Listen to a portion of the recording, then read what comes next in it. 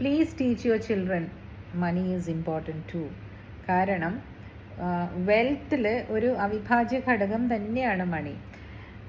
One of the wealth ആണെന്നും പറഞ്ഞ് മനസ്സിലാക്കുക. കാരണം അത് ആ പവർ നമ്മുടെ കയ്യിലുണ്ടെങ്കിൽ, അതായത് ഫിനാൻഷ്യൽ പവർ, ഫിനാൻഷ്യൽ ഇൻഡിപെൻഡൻസ് നമ്മളുടെ കയ്യിലുണ്ടെങ്കിൽ we will become more confident and more courageous, അല്ലേ?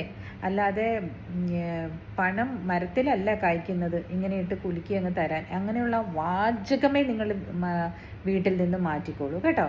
That is not good. അത് അങ്ങനെയല്ല. അതിൻ്റെ ആ എനർജി പറയുന്നത്, യെസ്, നമുക്ക് വെൽത്തും ഹെൽത്തും എല്ലാം അത്യാവശ്യമാണ്. അത് കീപ്പ് ചെയ്യണമെങ്കിൽ നമുക്ക് മണി നിരന്തരം ഫ്ലോ വേണം. There should be a flow of money into our house എന്ന് കറക്റ്റായിട്ട് മക്കൾക്ക് പറഞ്ഞു കൊടുക്കണം കേട്ടോ. അല്ലാതെ പണത്തിലൊന്നുമല്ല കാര്യം എന്ന് പറയുന്ന ക്ലീഷേ ഡയലോഗില്ലേ, അത് നിങ്ങളുടെ വീട്ടിൽ നിന്നേ മാറ്റിക്കോളൂ, നിങ്ങളുടെ നാവിൽ നിന്നേ മാറ്റിക്കോളൂ. ഓക്കെ, പണം കാര്യം തന്നെയാണ്. Money brings in wealth and health both equally. Okay, concentrate on your wealth.